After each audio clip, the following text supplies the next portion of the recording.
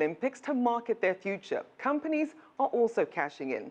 For more on this, I'm joined by branding expert Bruce Turkel. Welcome to the show, Bruce. Thank you.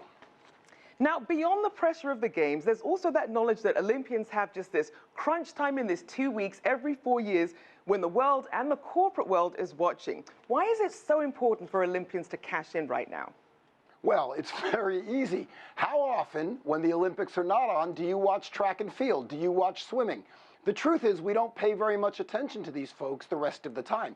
They're working hard, but we're not watching. So this is their opportunity to shine. What's that great saying? You have to make hay when the sun shines. Right now, the sun is shining on them.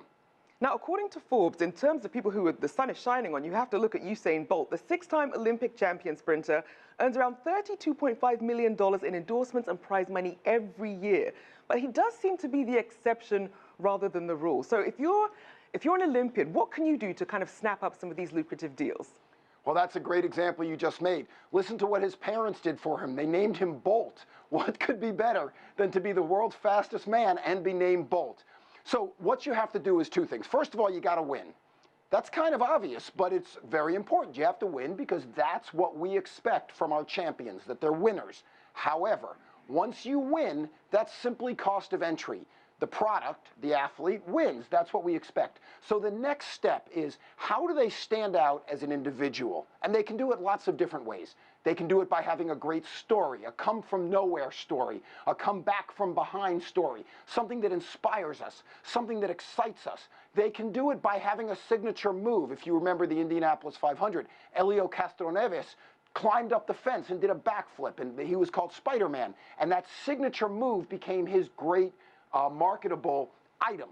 You can do it by looking different, by dressing different, but it has to be something that the audience can both aspire to, relate to, but also feel good about.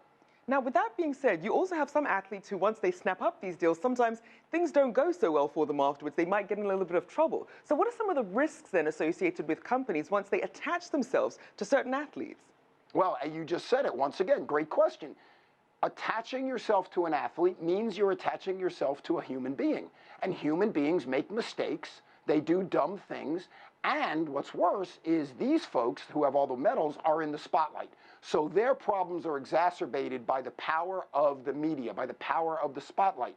Depending on your product, and more importantly, depending on your audience, that behavior can be very detrimental to brand value. So a company links up with a performing athlete, that athlete does something stupid. The great fear is that that rubs off on the company. It could be drugs, it could be misbehavior, it could be criminal. There's all kinds of things that can go wrong when you deal with people. Now, what about when things go right? How can companies really benefit their bottom line by embracing these Olympians? For a number of ways. First of all, we aspire to be these folks. Do I think I can swim like Michael Phelps? Of course I don't. But when I'm in the gym and I'm in the pool, I'm thinking about him. I want to be like him. I want to have whatever it is he uses to make his incredible, incredible performance happen. Number two, experiential. I want to have an experience of a champion. The key to the message is actually the title of my new book, All About Them. How does the company take the relationship with the athlete and make it all about me, or in your case, all about you, all about the consumer? How do I feel better about myself because I'm wearing what the athlete wears, I'm driving what the athlete drives, I'm buying my insurance, I'm staying at the hotel, I'm using the credit card that the athlete uses? And companies are certainly sparing no expense in Rio. We see that Heineken spent 3 years just planning their hospitality suite, and you can find their branding on everything from drinks for visitors to the Netherlands when their winners come through the arches. It's got Heineken all over it. So how important is it for brands to associate themselves with Olympic athletes while they're already there? Well, remember, what you just described is a whole nother piece of the business, which is paying back folks who have done business with them. Heineken wants the advantage of everybody who's there to be seeing and drinking their product. But let's face it, not that many people, in the scheme of things, actually go to the event.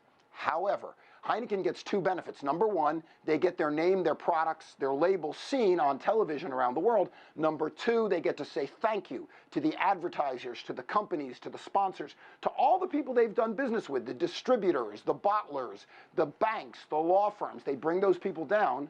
They give them an experience they couldn't get otherwise. And what happens? It strengthens the relationship. Sports, the Olympics, marketing, and business is all about this. It's all about relationships between products and consumers. Certainly a winning combination there. Always good to have you on the show, Bruce Turkel, our branding expert.